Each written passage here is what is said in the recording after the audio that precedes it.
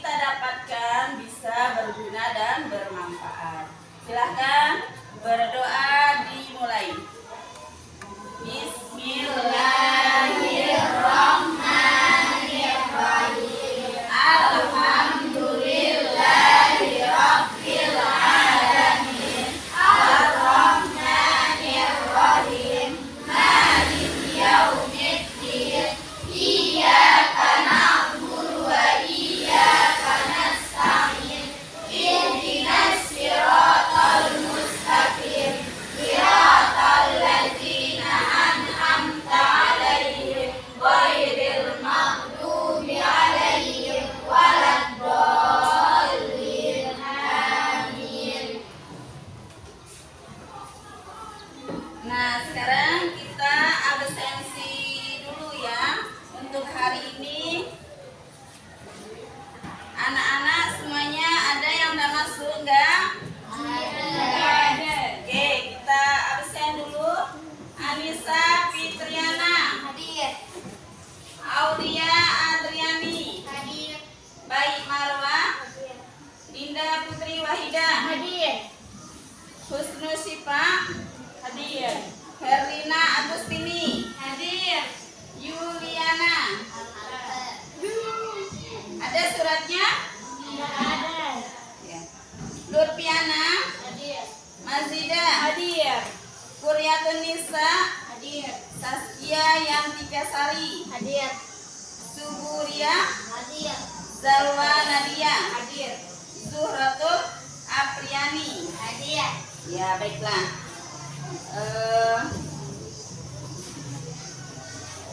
Nah, sebelum kita masuk ke materi selanjutnya, minggu lalu kita sudah membahas masalah toharoh.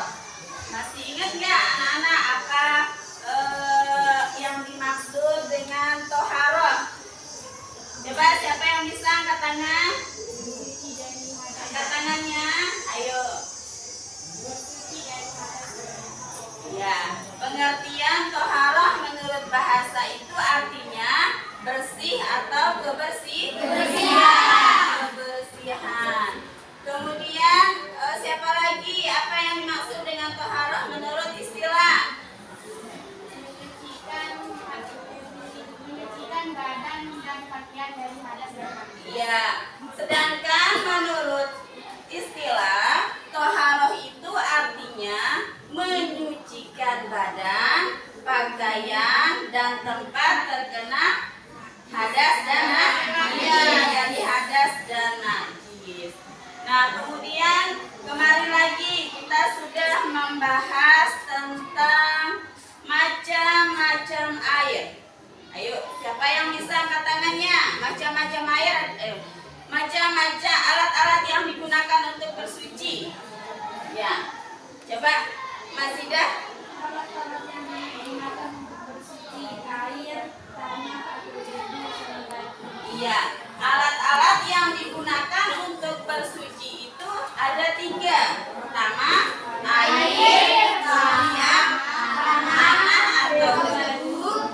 Yang ketiga, batu.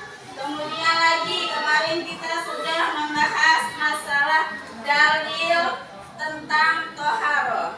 Nah, siapa yang bisa? Ayo angkat tangannya. Ayo Akhiratul Nisa. Dalil yang menjelaskan tentang toharoh.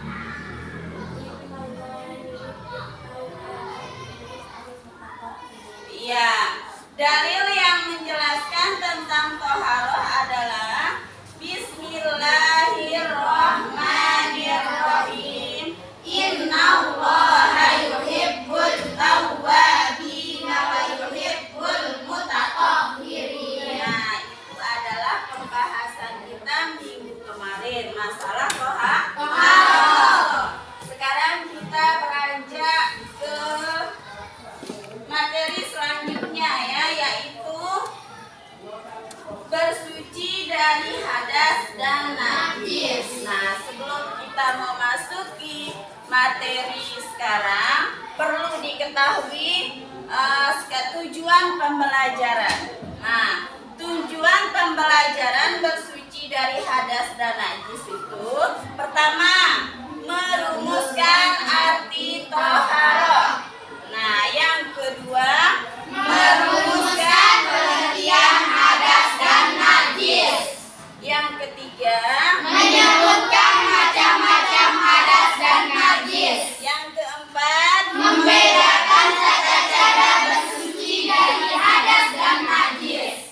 kelima, menjelaskan tata cara bersuci dari hadas dan najis. Ya, itu adalah tujuan pembelajaran kita hari ini. Sekarang kita masuk ke tujuan yang kedua. Kemarin kita sudah membahas masalah arti toharoh. Sekarang yang kedua yaitu merumuskan pengertian hadas dan najis. Nah, ini ya.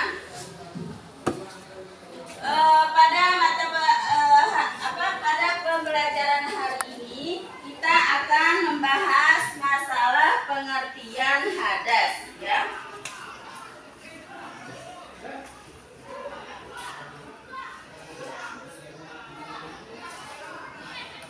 Hadas dan najis merupakan sebab seseorang melakukan toharoh, ya. Itu kemudian orang tidak diperbolehkan melakukan ibadah kepada Allah. Nah, ibadah kepada Allah itu seperti apa? Sholat. Ya, itu adalah kewajiban yang utama bagi setiap orang muslim. Setiap orang muslim. Kemudian, jika dalam tubuh kita masih ada hadas dan najis, sebaiknya kita harus membersihkan. Oleh karena itu, seseorang harus melakukan toharoh dengan cara berwudu. Kemudian dengan cara apa lagi? Mandi. Kalau tidak ada air, boleh menggunakan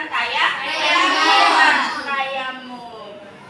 Kemudian adapun untuk menghilangkan najis dapat dilakukan dengan membersihkan diri dengan menggunakan air. Tentunya air yang bersih. Air yang bersih. Kemudian sekarang kita masuk ke pengertian hadas. Nah, sekarang sama ya. Pengertian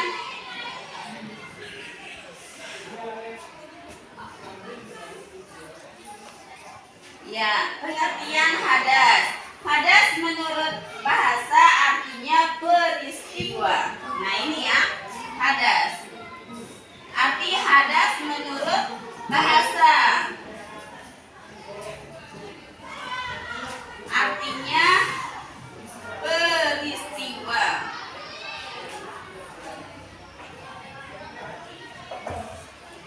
Sedangkan menurut istilah, hadas yaitu kondisi seseorang yang tidak suci. Ya, kondisi seseorang yang tidak suci sehingga dia harus menyucikan dirinya dengan cara berwudu dan mandi. Ini pengertian hadas menurut istilah. Nah, kemudian yang kedua yaitu pengertian hadas. Nah, mungkin udah pernah membaca paketnya ya. Macam-macam hadas. Nah, macam hadas itu ada berapa? Iya, ada dua. Ada dinamakan dengan hadas kecil, kemudian hadas besar. Itu adalah macam-macam hadas. Ini diperhatikan ya. Nah, kemudian sekarang kita masuk ke hadas kecil.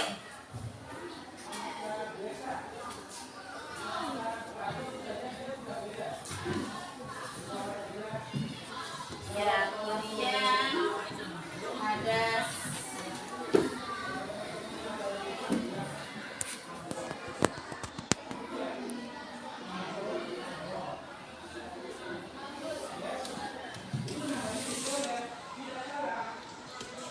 kecil.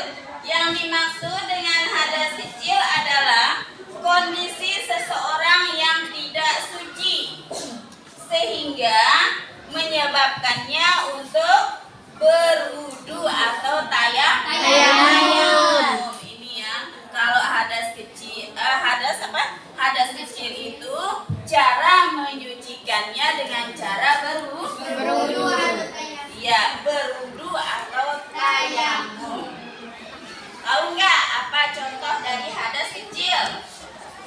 Apa bisa? Kalau dia berwudu. Nah, misalkan dia tidak suci, kemudian dia berhadas kecil. Contohnya seperti buang angin. Ya. Itu ya, contoh daripada hadas kecil. Kemudian itu contoh dari hadas kecil. Kemudian contohnya lagi yaitu keluar dari kubur dan dubur seperti tadi ya. Kalau hadas kecil itu keluar angin.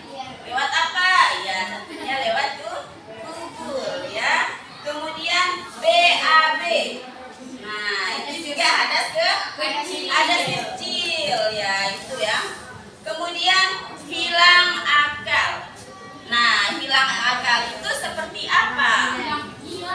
Iya, seperti gila. Nah, itu dia. Kalau dia pingsan kemudian mau melaksanakan sholat, maka dia harus berwudu. Iya, berwudu. Kemudian selain gila, apalagi? Pingsan. Nah, pingsan juga. Kemudian apalagi selain pingsan? Tidur. Ya, tidur. Misalkan dia tidur sebelum melaksanakan sholat. Kemudian dia mau sholat, maka dia harus bersuci dulu. Dengan cara apa? Iya, tentunya dengan cara berwudu. Kemudian sekarang kita masuk ke hadas besar. Yang dimaksud dengan hadas besar ini adalah keadaan seseorang yang tidak suci sehingga menyebabkan seseorang melakukan mandi, dinamakan dengan mandi wajib. Mandi wajib. Contoh dari hadas besar itu apa? Iya, haid, nifas bagi perempuan. Kemudian selain dari haid dan nifas, apalagi contoh dari mandi wajib? Iya, mandi junub. Ya, mandi junub itu adalah mandi setelah berhubungan antara suami dan istri. Wajib dia melakukan